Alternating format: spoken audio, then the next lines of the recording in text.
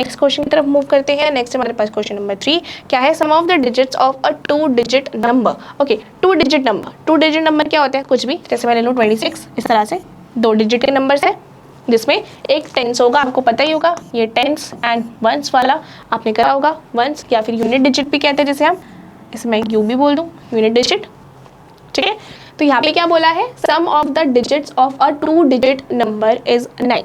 तो हमें बताया गया है कि 2 डिजिट के नंबर्स है, ठीक है, 2 डिजिट का कोई नंबर है और उन 2 डिजिट का सम, जैसे कि मैं बोलूँ कि इसमें 2 डिजिट का सम क्या होगा, 2 + 6 8, इस तरह से। तो हमें ये बताया हुआ है क्वेश्चन में कि 2 डिजिट्स है, ठीक है, 2 डिजिट का कोई नंबर है एंड उन 2 डिजिट्स के नंबर्स का सम हमारे पास 8 है, ठीक है। When we interchange the digit, it is found that the resulting new number is greater than the original number by 27। तो बोला है कि जब हम उनके डिजिट्स को इंटरचेंज करते हैं, इंटरचेंज मतलब कि हम इनके ऑर्डर को चेंज करते हैं, मतलब कि ये 62 कर देते हैं, मतलब कि यूनिट डिजिट में अब 2 आ जाएगा एंड टेंस डिजिट में क्या आ जाएगा, 6, ठीक है, ये आ जाएगा। तो हमें दिख रहा है कि जो रिजल्टिंग न्यू नंबर आएगा, जो नया नंबर आया है, वो ओरिजिनल नंबर से 27 ग्रेटर है, 27 बड़ा है ओरिजिनल नंबर से, ठीक है। What is the 2 digit number, तो 2 डिजिट नंबर क्या है, ये क्वेश्चन ध्यान से समझना है क्योंकि इस क्वेश्चन में बहुत बच्चों को कंफ्यूजन होगी एंड मतलब होती है जनरली, तो इसलिए इस क्वेश्चन को हमें बहुत ध्यान से समझना है, ठीक है। चलिए स्टार्ट करते हैं। तो ये तो आपको समझ आएगा कि क्वेश्चन में क्या बोला गया, क्वेश्चन में बोला है कि आपके पास 2 डिजिट का नंबर है और उन 2 डिजिट का सम क्या है, 9 है। यहाँ पे मैंने आपको जो एग्जाम्पल दिया इसमें 2 डिजिट का सम क्या है, 8।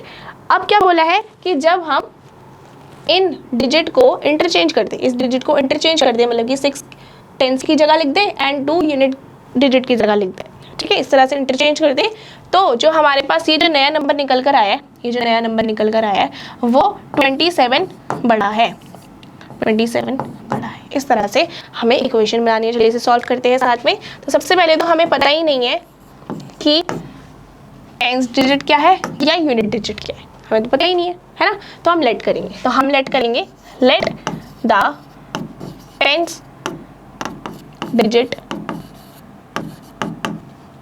Number is equal to x। तो मैंने क्या कर लिया, टेंस डिजिट को हमने x लेट कर लिया, clear, and unit digit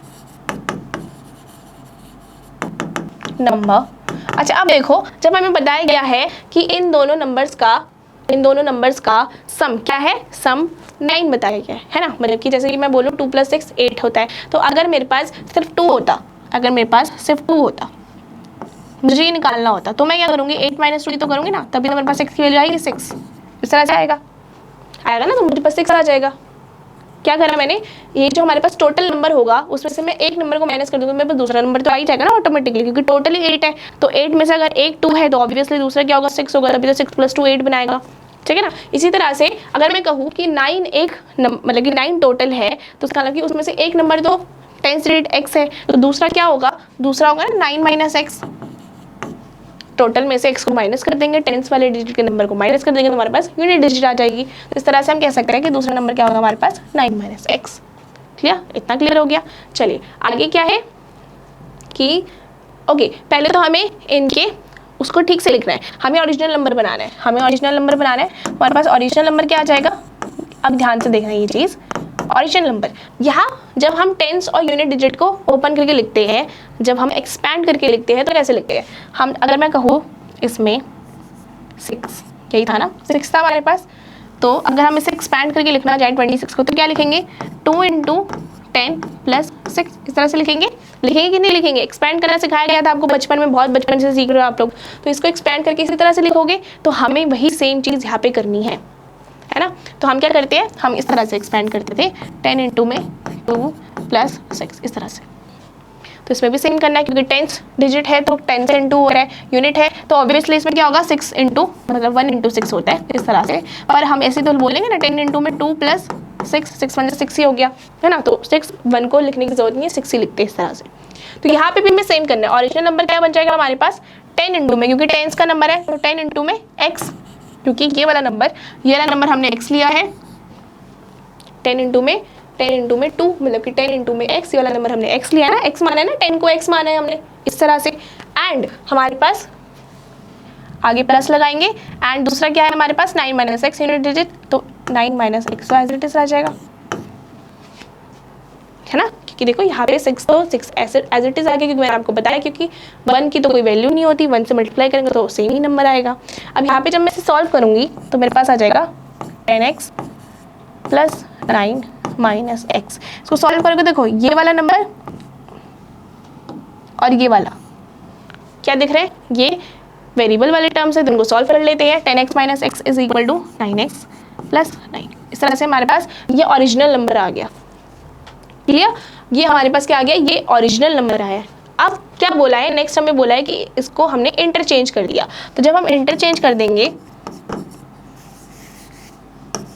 by interchanging,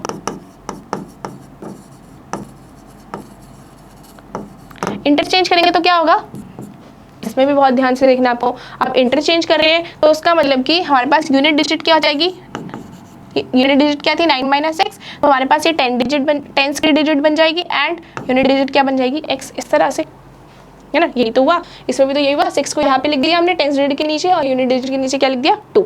अब जब मैं इस नंबर को, जब 62 को मैं एक्सपैंड करके लिखूंगी तो क्या लिखूंगी मैं, 10 इंटू में 6 प्लस 2, इस तरह से लिखूंगी ना, है ना।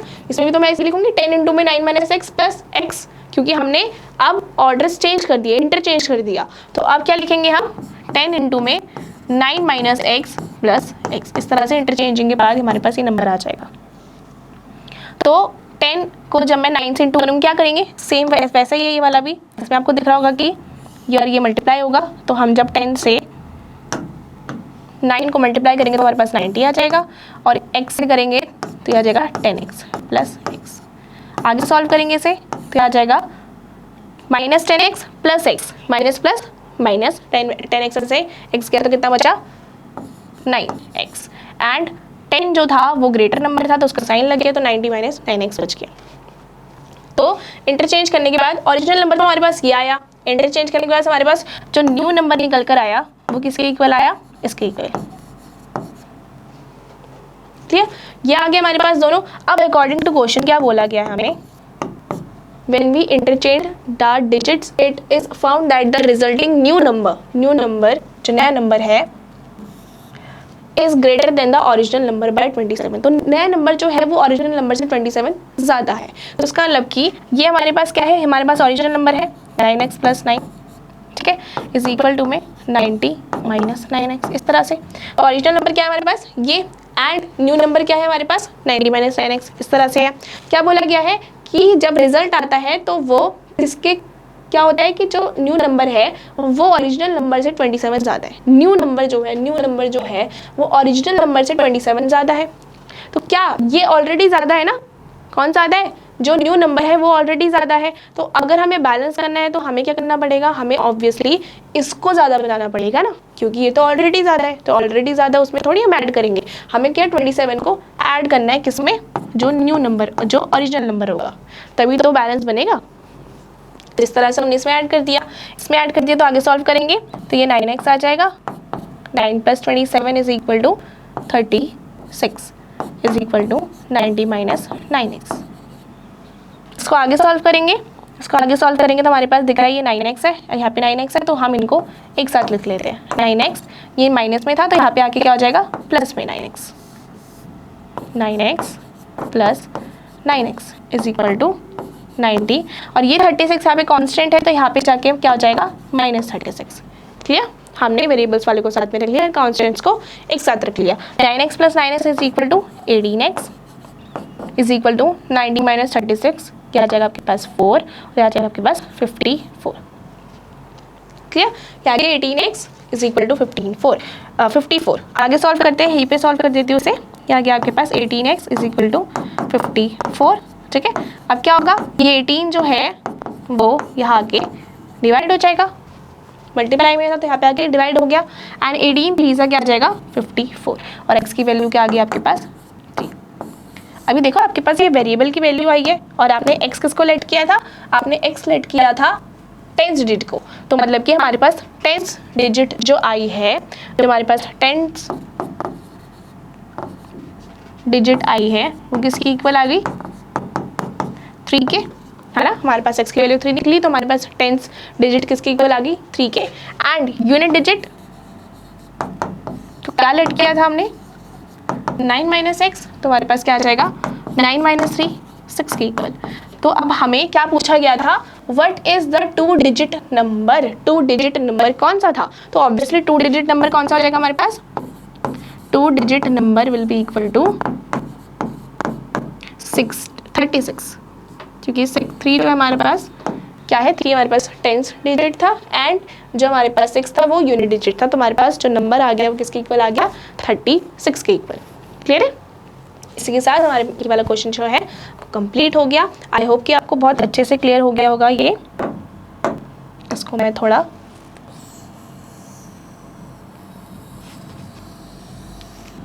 क्योंकि ये था जो समझाने वाला पार्ट था, क्योंकि उसको मैंने अलग से रखा है सो दैट कि अगर आपको समझना हो तो आप इस तरह से भी समझ सकते हैं।